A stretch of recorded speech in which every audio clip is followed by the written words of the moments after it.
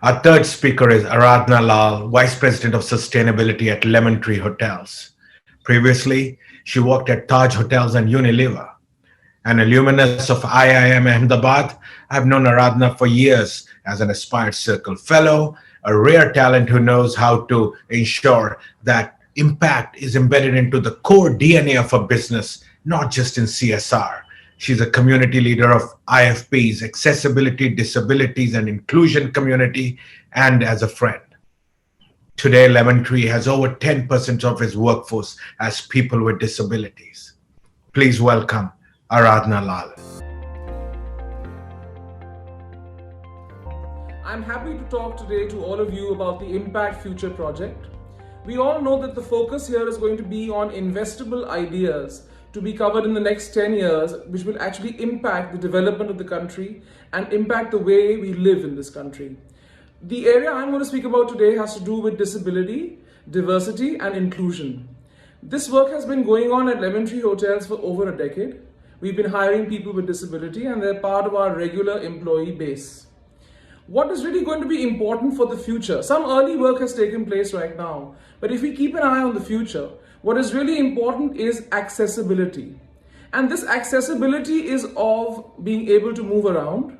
It is of being able to learn and skill yourself.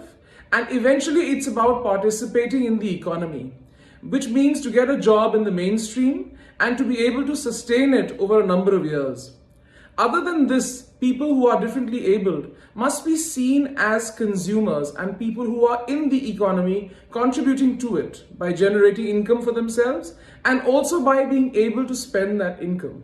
So if you look at areas of work that are required in the future, the first would really be about how shall this person get from their home to their place of education or to their place of skilling later and eventually to their place of work. What are the means to do this? The government has made some arrangements in this area, but there is a lot more to be done.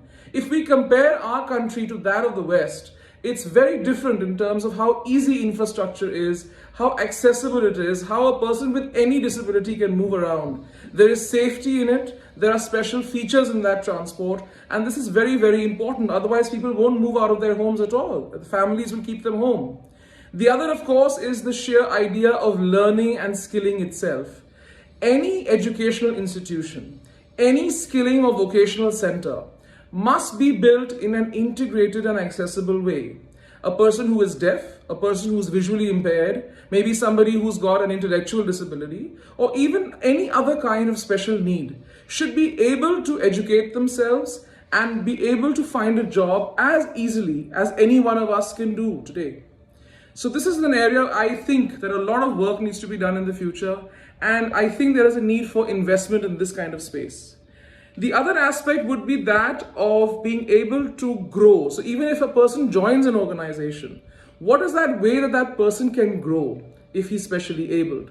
One of the challenges we face at Lemon Tree is that even if they're skilled in a specific space, say it has to do with the computer, say it has to do with customer service, or maybe it has to be something physical like being a chef or something. Once you've learned that skill, you're able to perform that specific role. But if somebody wants to grow in the organization, there needs to be many other leadership skills, financial acumen, many other kinds of human resource management, many things that that person will have to learn.